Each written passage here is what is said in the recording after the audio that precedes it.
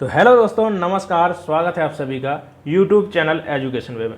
तो दोस्तों, आज के इस वीडियो में हम सीडीपी, बाल विकास और पैडागोजी से संबंधित कुछ महत्वपूर्ण वैकल्पिक प्रश्नों को सॉल्व करेंगे। दोस्तों, यदि आप सीटेट एग्जाम में हिस्सा ले रहे हैं तो इस वीडियो को आपको ध्यान से जरूर देखना है। वीडियो को लास्ट तक जरूर देखिएगा, स्किप नहीं करना है आपको वीडियो को। इसके साथ साथ यदि कोई भी भाई बहन हरियाणा टेट देने जा रहा हो या फिर रीट एग्जाम हो गया, यूपी टेट 2023, सुपर टेट में हिस्सा ले रहा हो, तो वीडियो को आपको जरूर देखना है, ध्यान से जरूर देखिएगा। क्योंकि आज के ये जितने भी प्रश्न हैं इस प्रैक्टिस सेट में मैंने लिए हैं, सभी प्रश्न बहुत ही इंपॉर्टेंट हैं। तो वीडियो को लास्ट तक जरूर देखिएगा और साथ में आपको सभी प्रश्नों के उत्तर कमेंट बॉक्स में डालते चल रहे हैं। तो चलिए दोस्तों, बढ़ते हैं यहाँ पर सबसे पहले प्रश्न की ओर। तो चलिए, सबसे पहला प्रश्न आपके सामने स्क्रीन पर है। बहुत ही इंपॉर्टेंट प्रश्न है दोस्तों, कमेंट करके जरूर बताइएगा कि इसका सही आंसर क्या होगा। देखिए, पहला प्रश्न है, कह रहा है कि ब्रूनर की प्रतिबिंबात्मक अवस्था पियाजे के संज्ञानात्मक विकास की किस अवस्था से मिलती जुलती है। तो पहले प्रश्न को समझिएगा, इसके बाद में इसका आंसर कमेंट में डाल दीजिएगा। तो ध्यान से प्रश्न को पढ़िएगा। देखिए, कह रहा है कि पियाजे की जो प्रतिबिंबात्मक अवस्था है, जो पियाजे के द्वारा, यहां पर समझिएगा, देखिए ब्रूनर और पियाजे के द्वारा, दोनों के द्वारा ही संज्ञानात्मक विकास का सिद्धांत दिया गया है। तो यहां पर पूछ रहा है कि जो ब्रूनर के द्वारा अवस्थाएं दी गई हैं और पियाजे के द्वारा जो संज्ञानात्मक विकास की अवस्थाएं दी गई हैं, तो उनमें से जो ब्रूनर की प्रतिबिंबात्मक अवस्था है वो पियाजे के संज्ञानात्मक विकास की किस अवस्था से मेल खाती है। तो यहां पर प्रश्न आपने समझ लिया होगा। तो यहां पर देखिए ऑप्शन दिए गए हैं। ऑप्शन ए कह रहा है कि मूर्त संक्रियात्मक अवस्था, ऑप्शन यहां पर बी कह रहा है कि संवेदी गामक अवस्था से मेल खाता है, या फिर औपचारिक संक्रियात्मक अवस्था, और डी कह रहा है कि पूर्व संक्रियात्मक अवस्था। तो यहां पर आपको समझना है। देखिए, बहुत ही अच्छा प्रश्न है और देखिए ऐसे प्रश्न आपके सीटेट एग्जाम में पूछे जाते हैं, हरियाणा टेट भी में पूछे जाते हैं, यूपी टेट में कोई भी शिक्षक से संबंधित यदि एग्जाम है तो उसमें इस प्रकार के प्रश्न आपको देखने को जरूर मिलेंगे। तो बच्चे बिल्कुल इन प्रश्नों को ध्यान से देखना है आपको और कमेंट जरूर कर दीजिएगा कि इसका सही आंसर क्या होगा। तो चलिए देखिए, यहां पर समझते हैं। तो इसका जो राइट आंसर होगा वो ऑप्शन डी के साथ में यहां पर सही आंसर हो जाएगा कि जो पूर्व संक्रियात्मक अवस्था है वो किससे, ब्रूनर की प्रतिबिंबात्मक अवस्था से मेलजोल खाती है। अब देखिए यहां पर समझिएगा, इसका कंसेप्ट है उसको क्लियर करते हैं, इसके बाद में ही बच्चे आगे बढ़ेंगे। तो देखिए, जो संज्ञानात्मक, पहले पियाजे की जो संज्ञानात्मक विकास का सिद्धांत है यहां पर किसके द्वारा दिया गया है, पियाजे के द्वारा भी दिया गया है और ब्रूनर के द्वारा भी दिया गया है। अब देखिए, पियाजे के द्वारा सबसे पहले दिया गया और ब्रूनर के द्वारा ये दूसरा सिद्धांत संज्ञानात्मक विकास का दिया गया है। तो यहां पर पियाजे का जो संज्ञानात्मक विकास का सिद्धांत है, इसकी कुल कितनी 4 अवस्थाएं हैं। और 4 अवस्थाएं कौन कौन सी हैं समझिएगा। पहली अवस्था है संवेदी गामक अवस्था, संवेदी गामक अवस्था। जो दूसरी अवस्था है वो है पूर्व संक्रियात्मक अवस्था, तीसरा है मूर्त संक्रियात्मक अवस्था, और जो चौथी अवस्था है वो है औपचारिक संक्रियात्मक अवस्था। तो देखिए, जो संवेदी गामक अवस्था है, पूर्व संक्रियात्मक अवस्था है, मूर्त संक्रियात्मक अवस्था है और औपचारिक संक्रियात्मक अवस्था, ये चारों अवस्थाएं पियाजे के संज्ञानात्मक विकास की अवस्थाएं हैं। अब ब्रूनर की बात करते हैं। तो देखिए, ब्रूनर के द्वारा 3 संज्ञानात्मक विकास की अवस्थाएं बताई गई हैं, जिनमें से है, देखिए जिनमें से कौन कौन सी अवस्थाएं हैं ये आपको समझना है, जिसको बोलते हैं इनएक्टिव, आइकॉनिक और सिंबॉलिक। देखिए, हिंदी में बात करते हैं तो हिंदी में समझ लीजिएगा। पहली जो अवस्था है वो है क्रिया निर्माण विधि, क्रिया निर्माण विधि जिसको हम इनएक्टिव अवस्था बोलते हैं। इसके बाद जो दूसरी अवस्था है वो है आइकॉनिक, जिसको हम बोलते हैं प्रतिबिंबात्मक अवस्था के रूप में हम जानते हैं। और जो तीसरी है वो है संकेत आधारित अवस्था, या जिसको चिन्ह आधारित अवस्था बोलते हैं। ठीक है, तो अब समझना है आपको कि देखिए, जो संवेदी गामक अवस्था है वो किससे मेलजोल खाती है, सभी को समझ लीजिएगा या साथ में आप कॉपी पेन लेकर बैठिएगा, उसमें नोट कर लीजिएगा। जो संवेदी गामक अवस्था है वो जो मेल खाती है वो किससे खाती है, तो जो पहली अवस्था है ब्रूनर की उससे मेल खाती है। इसके बाद में जो दूसरी अवस्था है, जो ब्रूनर की दूसरी अवस्था है प्रतिबिंबात्मक अवस्था, वो मेल खाती है किससे, पियाजे की जो दूसरी संज्ञानात्मक विकास की अवस्था है, जो पूर्व संक्रियात्मक अवस्था है, जो हमने राइट आंसर लगाया है उससे। ठीक है, इसके बाद में आती है यहां पर ब्रूनर की जो तीसरी अवस्था है वो है कौन सी है, संकेत आधारित अवस्था। तो जिसका समय क्या है 7 से 15-16 वर्ष है। ठीक है, तो किससे मेल खाती है, तो ये मेल खाती है पियाजे की जो लास्ट की 2 अवस्थाएं हैं, मूर्त संक्रियात्मक अवस्था और औपचारिक संक्रियात्मक अवस्था, तो इन दोनों से मेल खाती है। तो लास्ट की जो देखिए, क्योंकि ब्रूनर की 3 अवस्थाएं हैं और जो पियाजे की संज्ञानात्मक विकास की अवस्थाएं हैं वो कितनी है, 4 है। तो लास्ट की 2 किससे, ब्रूनर की एक जो लास्ट की है उससे मेल खाती है।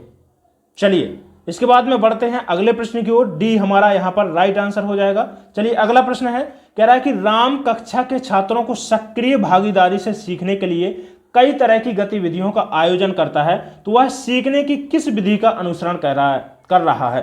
तो यहां पर ऑप्शन पहला कह रहा है कि प्रतीकात्मक विधि, दूसरा है कार्य विधि, सक्रियता विधि या ऐतिहासिक विधि। तो ऑप्शन यहां पर सी हमारा सही आंसर हो जाएगा। बच्चों की सक्रिय भागीदारी के लिए कौन सी, सक्रियता विधि का अनुसरण कर रहा है। तो ऑप्शन यहां पर सी के साथ में सही आंसर हो जाएगा।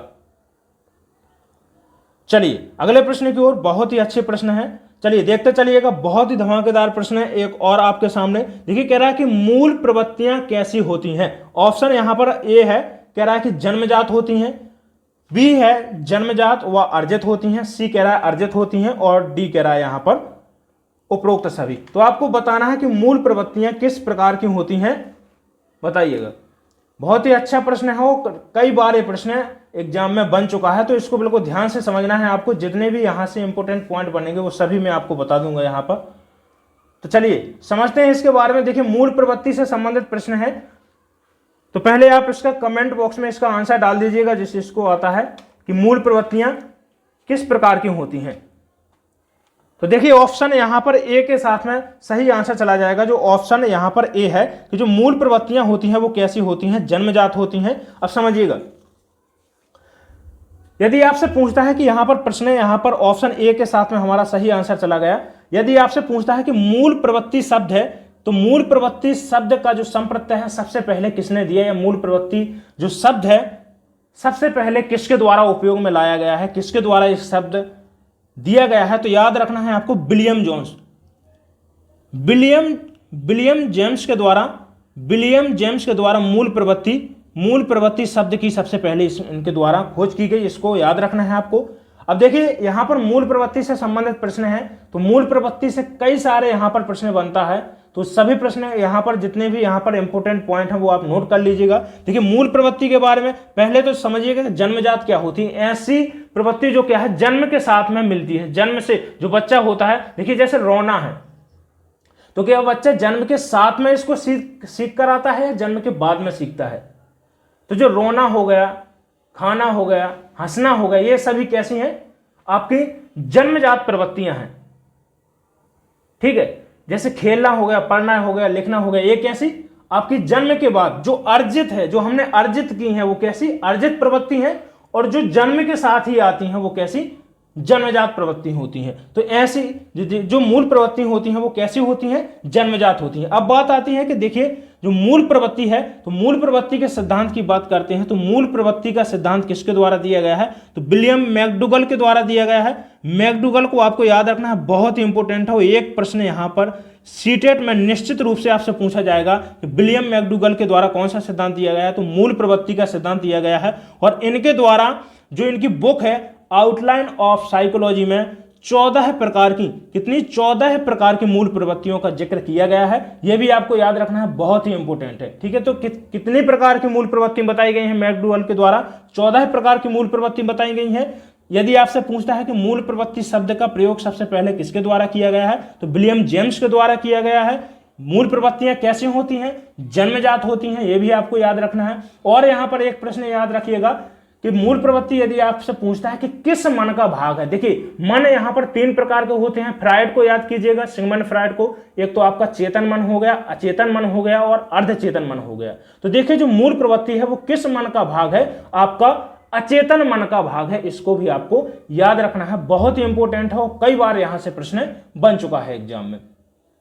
ठीक है, इसके बाद देखिए एक और पॉइंट, मूल प्रवृत्ति होती है वो किससे, संवेगों से। देखिए संवेगों से जुड़ी हुई होती है, क्योंकि देखिए जैसे मैं बोलता हूं, देखिए यहां पर भय है, तो भय से संबंधित जो मूल प्रवृत्ति है वो क्या हो जाएगी, पलायन हो जाएगा। ठीक है, यहां पर जो मूल प्रवृत्ति है पूछ लिया जाएगा आपसे कि जो संवेग है, संवेगों से क्या होता है, मूल प्रवृत्ति का निर्माण होता है। तो ये सभी पॉइंट है मूल प्रवृत्ति से संबंधित, इससे बाहर शायद मुझे नहीं लगता कि यहां से प्रश्न बन सकता है। ठीक है, तो ये सभी पॉइंट बहुत इंपॉर्टेंट है, इसको ध्यान से सुनिएगा और अपनी कॉपी में जो भी मैं पॉइंट यहां पर बताता चला जा रहा हूं बच्चे, इसको सभी को नोट करते चलिएगा। चलिए अगले प्रश्न की ओर बढ़ते हैं, बहुत ही इंपॉर्टेंट प्रश्न है, इनको याद रखना है आपको। चलिए अगला प्रश्न है, कह रहा है कि राष्ट्रीय शिक्षा नीति 2020 के अनुसार विद्यालयों में मूल्यांकन का अभिरूप, यहां पर डॉट डॉट दिया गया है, से क्या होना चाहिए। आपको बताना है कि यहां पर जो विद्यालय में जो मूल्यांकन किया जाता है उसका अभिरूप क्या होना चाहिए। ऑप्शन ए कह रहा है कि योगात्मक से रचनात्मक,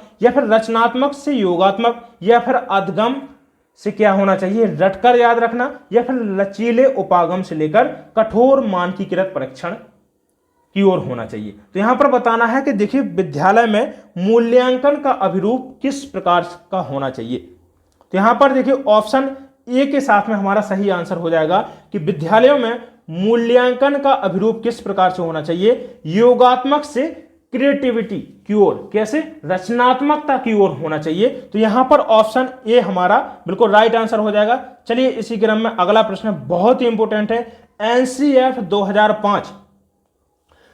देखिए एनसीएफ 2005 भी आपके एग्जाम के लिए बहुत ही ज्यादा इंपॉर्टेंट है, इसको भी इंपॉर्टेंट लगा लीजिएगा। निश्चित रूप से यहां से एक प्रश्न आपके एग्जाम में देखने को आपको जरूर मिलेगा। तो चलिए यहां पर देखिए कह रहा है कि एनसीएफ 2005 का मुख्य सूत्र शिक्षा बिना बोझ के विचार कब आया था। तो आपको बताना है कि जो शिक्षा बिना बोझ के, जो यहां पर शीर्षक है, जो एनसीएफ 2005 के लिए उपयोग किया गया था और किसके द्वारा दिया गया था, यह भी आपको मैं बताऊंगा। पहले इसका आंसर बताइएगा कि एनसीएफ 2005 का जो सूत्र था, शिक्षा बिना बोझ के, बस्ते का वजन कम करना है बच्चों का। ठीक है, तो यहां पर ऑप्शन कह रहा है कि 1998 में, 1993 में, या फिर 1987 में, या 1988 में। तो यहां पर ऑप्शन, यहां पर बी हमारा सही आंसर हो जाएगा। कब विचार कब आया था, तो 1993 में आया था। अब देखिए जो एनसीएफ है, यदि एनसीएफ की बात करते हैं तो एनसीएफ 2005 का जो मुख्य यहां पर विचार है वो कब, या जो शिक्षा बिना बोझ के है, कब आया था, 1993 में आया था। यशपाल समिति के द्वारा सुझाया गया था। इसको भी जो प्रोफेसर यशपाल थे, तो उनके द्वारा क्या है, प्रोफेसर यशपाल के द्वारा यह शीर्षक दिया गया था, शिक्षा बिना बोझ के। चलिए अगला प्रश्न है, कह रहा है कि जब हम एक सामान्यीकृत सिद्धांत या निष्कर्ष पर पहुंचने के लिए कई अनुभवों और उदाहरणों का उपयोग करते हैं तो इसे निम्न में से किस रूप में हम जाना जाता है, इसे बताना है आपको कि किस रूप में हम इसको जानते हैं। कह रहा है कि डिडक्टिव रीजनिंग, ऑप्शन बी कह रहा है कि डाइवर्जेंट थिंकिंग, या फिर अवसारी सोच, या फिर आगमनात्मक तर्क।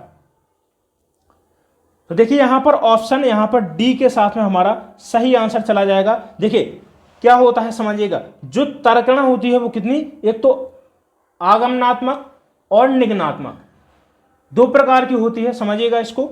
एक तो आगमनात्मक होती है, जो वो कैसी होती है, उदाहरण से नियम की ओर। कैसे होती है समझिएगा इसको, उदाहरण से नियम की ओर होती है। और जो निगमनात्मक तर्कणा होती है वो कैसी होती है, नियम से उदाहरण के जस्ट अपोजिट होती है इसके। ठीक है, तो देखिए दो यहां पर तर्क हैं, वो कैसे हैं। एक तो आगमनात्मक तर्क, जो आगमनात्मक तर्कणा होती है वो बच्चों को छोटी क्लास में पढ़ाने के लिए इसका प्रयोग किया जाता है। पहले देखिए जो बच्चे होते हैं उनको यदि आप डायरेक्ट आप नियम समझाओगे, मान लीजिए छोटे छोटे बच्चे हैं, उनको आप डायरेक्ट उनको रूल्स बता रहे हैं, आप उनको डायरेक्ट सिद्धांत बता रहे हैं, सिद्धांतों के द्वारा समझा रहे हैं, तो नहीं समझेंगे शायद। लेकिन उनको यदि आप सबसे पहले एग्जाम्पल के थ्रू यदि आप समझाते हैं तो वो क्या है, पहले से ही उनके दिमाग में जो प्रत्यय बना हुआ है, संप्रत्यय बना हुआ है, कोई किसी भी चीज का, मान लीजिए कि आप किसी चीज के बारे में बता रहे हैं तो उसको उदाहरण के थ्रू यदि आप उसको प्रस्तुत करेंगे तो वो ज्यादा अच्छे तरीके से समझेगा। तो वो कैसी तर्कणा हो जाएगी, पहले उदाहरण के माध्यम से समझाना, इसके बाद में उसको क्या है, नियम बताना। तो ये कैसी आगमनात्मक तर्कणा हो जाएगी। चलिए तो यहां पर डी हमारा सही हो जाएगा। चलिए अगला प्रश्न है, कह रहा है कि निम्न में से किस तरह के सवाल विद्यार्थियों के चिंतन के आकलन में मदद करेंगे। तो देखिए कह रहा है कि विद्यार्थियों के चिंतन का आकलन करना है तो किस प्रकार के सवाल बच्चों के सामने होने चाहिए। ऑप्शन कह रहा है ए है बहुविकल्पी आधारित प्रश्नोत्तरी, ऑप्शन बी कह रहा है कि परिभाषाओं के लिए एक शब्दीय रिक्त स्थान वाले प्रश्न, और सी कह रहा है कि संदर्भित चिंतनशीलता पर आधारित सवाल और प्रत्यय स्मरण आधारित लघु सवाल। तो देखिए ऐसे प्रश्न बच्चों के सामने प्रस्तुत करने होंगे जो ज्यादा से ज्यादा उनके चिंतन को क्या है उजागर करते हो, तभी तो हम आकलन कर सकेंगे ना सही तरीके से। तो यहां पर सी के साथ में सही आंसर हो जाएगा संदर्भित चिंतनशीलता आधारित सवाल। चलिए अगला प्रश्न है, नेक्स्ट प्रश्न है, कह रहा है कि प्राथमिक विद्यालयों के बच्चों को पढ़ाने के लिए लेव वाइगोस्की ने निम्नलिखित में से कौन सी तकनीक सुझाई है। तो यहां पर ऑप्शन ए कह रहा है कि अनुदेशात्मक पाठ, ऑप्शन बी कह रहा है पुनर्वलन, ऑप्शन सी कह रहा है कि साम्य धारण संतुलन, या फिर ऑप्शन बी कह रहा है अभिक्रमित अनुदेशन। तो यहां पर आपको समझना है कि देखिए पाठ से संबंधित यहां पर क्या है कि पढ़ाने के लिए कह रहा है कि कौन सी तकनीक कारगर होगी। तो देखिए ऑप्शन यहां पर ए हमारा सही आंसर हो जाएगा अनुदेशात्मक पाठ। तो देखिए पाठ क्या होता है समझिएगा, बच्चे को क्या है बेटा मदद करना, उसके जो शिक्षा है उसको बताई जा रही है, जो पढ़ाया जा रहा है उसमें क्या है मदद करना, क्या हो जाएगा पाठ हो जाएगा। तो यहां पर ऑप्शन ए के साथ में क्या है बच्चा सही आंसर हो जाएगा। देखिए समझिएगा पाठ आप समझते हैं ना, तो देखिए बच्चों को क्या है आवश्यकता पड़ने पर उनको क्या है मदद देना, क्या हो जाएगा पाठ या ढांचा कहलाता है। देखिए दूसरा शब्द यहां पर ढांचा भी यहां पर आपसे पूछ सकता है कि पाठ या ढांचा क्या होता है। तो बच्चों को मदद पड़ने पर क्या है उसकी सहायता करना, आवश्यकता पड़ने पर उसको सहायता करना क्या हो जाएगा पाठ या ढांचा कहलाता है। चलिए अगले प्रश्न की ओर बढ़ते हैं। चलिए अगला प्रश्न कह रहा है कि गिलफोर्ड के अनुसार संवेगों का प्रकार नहीं है। ऑप्शन यहां पर पहला कह रहा है कि प्राथमिक, द्वितीय या नवीन, ऑप्शन डी कह रहा है कृत्रिम। तो देखिए ऑप्शन सी यहां पर सही आंसर हो जाएगा। गिलफोर्ड के द्वारा समझिएगा, गिलफोर्ड के द्वारा कितने प्रकार के, यहां पर 3 प्रकार के गिलफोर्ड के द्वारा संवेग बताए गए हैं। जो पहला है समझिएगा इसको, जो पहला संवेग है वो कौन सा है प्राथमिक है, दूसरा संवेग है द्वितीय जिसको हम गौण संवेग भी बोलते हैं, क्या गौण, और जो तीसरा है वो कौन सा है कृत्रिम है। तो तीसरा, दूसरा और पहला। जो नवीन है वो क्या है यहां पर एक संवेग का प्रकार नहीं है। तो यहां पर देखिए ऑप्शन यहां पर सी के साथ में यहां पर सही आंसर चला जाएगा। चलिए बढ़ते हैं अगले प्रश्न की ओर। चलिए अगला प्रश्न है, नेक्स्ट प्रश्न है, कह रहा है कि निम्नलिखित में किस एक परिवर्तन को सीखने की श्रेणी के अंतर्गत रखा गया है। तो समझिएगा पहला ऑप्शन कह रहा है कि व्यवहार में होने वाला परिवर्तन, ऑप्शन बी कह रहा है कि व्यवहार में परिवर्तन, ऑप्शन सी कह रहा है यहां पर सी कह रहा है कि परिपक्वता के कारण परिवर्तन, और ऑप्शन डी कह रहा है कि अभ्यास या अनुभूति दोनों से होने वाले अपेक्षाकृत स्थायी परिवर्तन। तो समझना है आपको, देखिए यहां पर थोड़ा थोड़ा यहां पर अंतर है। तो यहां पर देखिए ऑप्शन यहां पर डी के साथ में सही आंसर हो जाएगा बेटा। जो अभ्यास या अनुभूति दोनों के होने वाले अपेक्षाकृत स्थायी परिवर्तन को क्या बोलते हैं अधगम की श्रेणी में रखा जाता है। अब समझिएगा, देखिए जो अधगम है होता क्या है, देखिए सीखना क्या होता है। तो देखिए व्यक्ति के बेटा या तो 3 यहां पर शब्द समझिएगा। देखिए अधगम में क्या क्या आवश्यक है, क्या किस प्रकार के उसको अधगम माना जाएगा समझिएगा। देखिए अभ्यास के द्वारा आया हुआ स्थायी परिवर्तन किसके द्वारा, या तो अभ्यास के द्वारा, प्रैक्टिस के द्वारा क्या है स्थायी परिवर्तन आए, या फिर प्रशिक्षण के दौरान, या फिर अनुभव के दौरान। तो प्रशिक्षण हो गया अभ्यास के द्वारा, या फिर अनुभव के द्वारा आने वाले स्थायी परिवर्तन को किसकी श्रेणी में रखा जाएगा अधगम की श्रेणी में, या अधगम बोला जाएगा। जब तक स्थायी नहीं होगा तब तक क्या है उसको अधगम नहीं माना जाएगा। तो यहां पर ऑप्शन डी हमारा सही आंसर हो जाएगा। चलिए अगले प्रश्न की ओर बढ़ते हैं। चलिए अगला प्रश्न है, देखिए यहां पर कुछ रिक्त स्थान है, कह रहा है कि और डॉट डॉट डॉट सामाजिकरण की द्वितीयक संस्थाएं बताना है आपको, क्या है।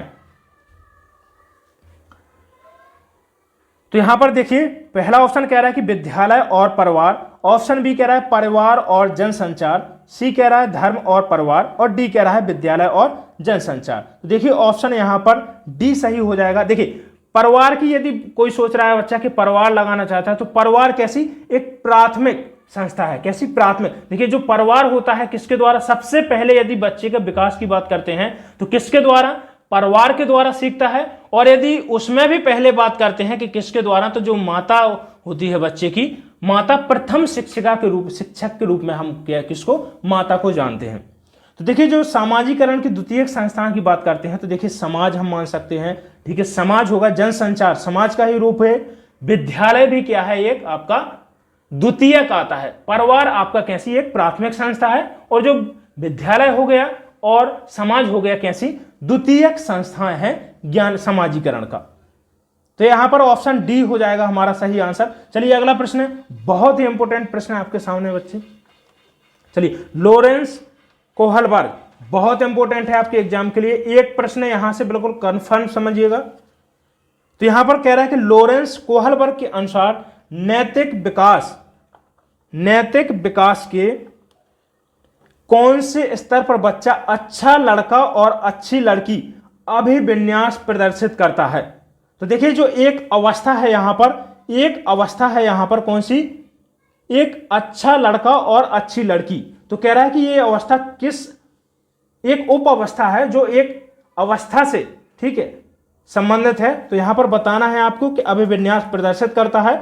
ऑप्शन यहां पर ए है, कह रहा है कि पूर्व पारंपरिक स्तर, ऑप्शन बी है पारंपरिक स्तर या फिर परतंत्र नैतिकता स्तर, और डी कह रहा है कि सहयोगी रूपी नैतिकता स्तर। तो देखिए लॉरेंस कोहलबर्ग से संबंधित देखिए यहां पर बहुत सारे प्रश्न बनने वाले हैं, और सभी यहां पर जितने भी इंपोर्टेंट पॉइंट हैं मैं सभी आपको बताऊंगा। पहले इसका आंसर बताएं आप, फिर इसके बाद सभी यहां पर इंपोर्टेंट पॉइंट को देखते हैं। तो चलिए यहां पर देखिए आंसर को जान लेते हैं पहले। तो जो परंपरागत अवस्था है, जो पारंपरिक स्तर यहां पर नाम दिया गया है, ठीक है, इसके कई नाम हैं। तो यहां पर ऑप्शन यहां पर बी के साथ में हमारा सही आंसर हो जाएगा। अब देखिए यहां पर समझते हैं कि एक अच्छा लड़का और एक अच्छी लड़की, इसका मतलब क्या है।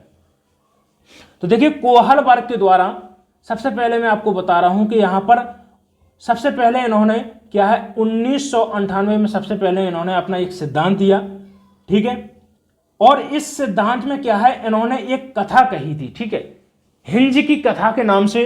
किसकी, हिंज की कथा आपको याद रखना है। हिंज की कथा कभी किसी यहां पर अगला वीडियो बनाऊंगा उसमें बताऊंगा, ठीक है। तो जो हिंज की कथा है किससे संबंधित है, वो लॉरेंस कोहलबर्ग के विकास के सिद्धांत से संबंधित है। तो हिंज को आप याद रखिएगा। तो देखिए हिंज के आधार पर इन्होंने क्या है नैतिक विकास की जो अवस्थाएं बताई हैं यहां पर अपने सिद्धांत में, वो कितने, यहां पर 3 अवस्थाएं बताई हैं। पहली जो अवस्था है वो है पूर्व पारंपरिक स्तर, दूसरी है पारंपरिक स्तर, और जो तीसरी है वो है यहां पर परतंत्र नैतिकता स्तर। तो तीनों देखिए यहां पर जो स्तर है, तो 3 अवस्थाएं बताई हैं जो हिंद की कहानी पर आधारित हैं। तो यहां पर देखिए जो सभी यहां पर स्तर हैं, पूर्व पारंपरिक स्तर और परतंत्र पारंपरिक स्तर, तो तीनों स्तरों में 2-2 यहां पर उप स्तर हैं। तो देखिए जो आपके जो अच्छा लड़का और अच्छा लड़की, तो यहां पर किससे संबंधित है, पारंपरिक स्तर से संबंधित है, जिसमें से देखिए यहां पर 2 यहां पर उप अवस्थाएं हैं, एक तो अच्छा लड़का और अच्छा लड़की अवस्था, अच्छा लड़का और अच्छी लड़की अवस्था, और जो दूसरी है वो कौन सी है, सामाजिक अवस्था बनाए रखने की उन्मुखता।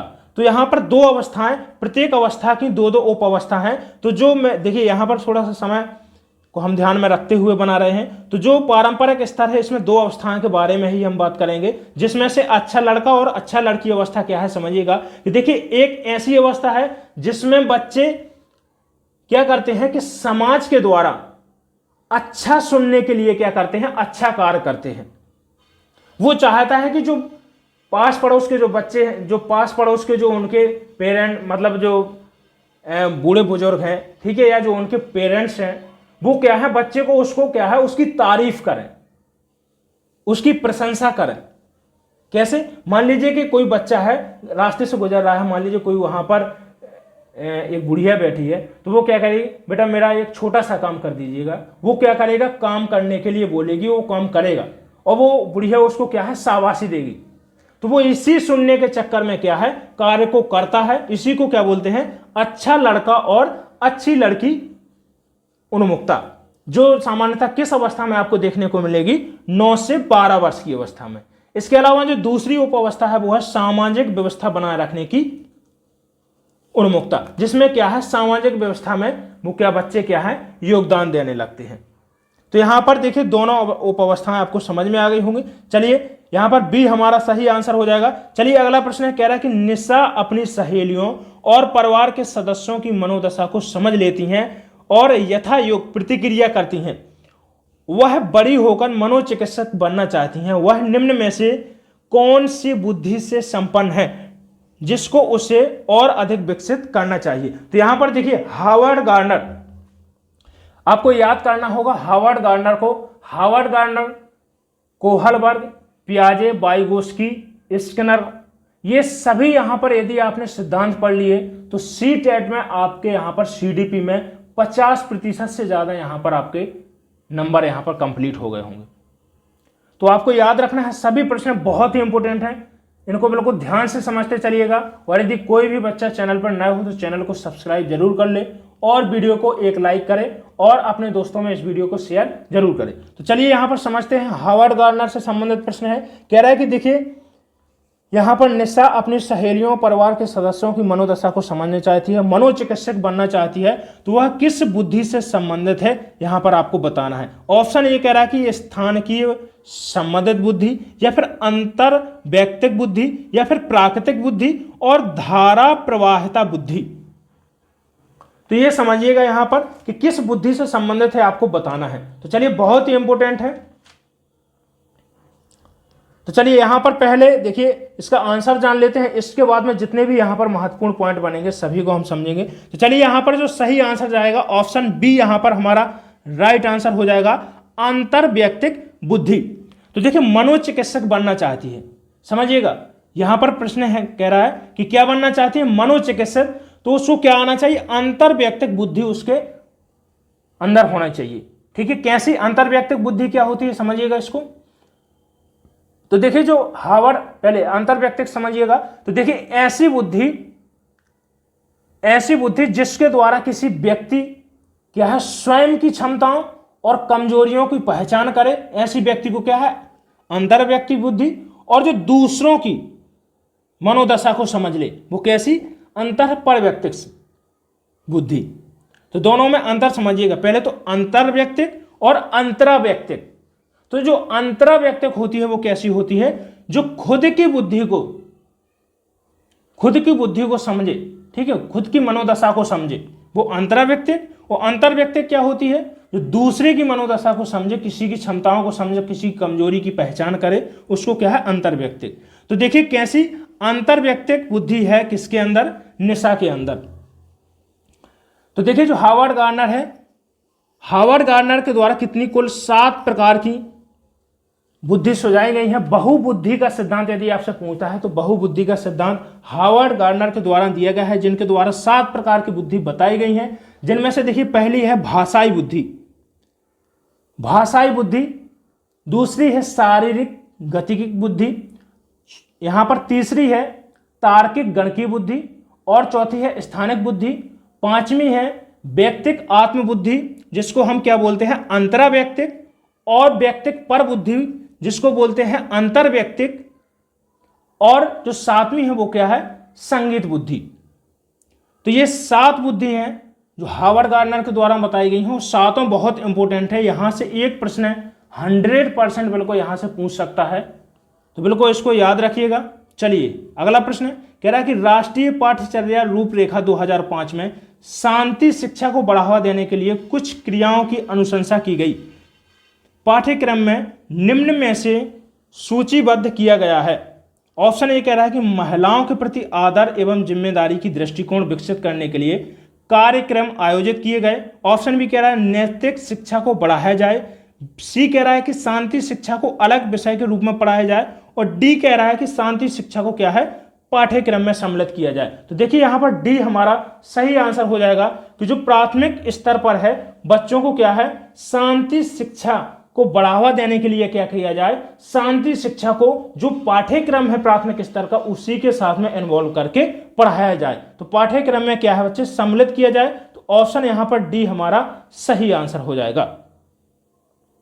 चलिए दोस्तों, आज इतने ही प्रश्न, बहुत ही प्रश्न, देखिए सभी प्रश्न यहां पर बहुत ही इंपोर्टेंट है। एक एक प्रश्न की इंपोर्टेंस को समझिएगा, बहुत ही इंपोर्टेंट है दोस्तों। यदि आपको वीडियो अच्छा लगा हो तो चैनल को सब्सक्राइब जरूर करें और वीडियो को लाइक और शेयर अपने दोस्तों में जरूर करते रहें। तो चलिए इसके बाद मिलते हैं अगले वीडियो में, तब तक के लिए धन्यवाद।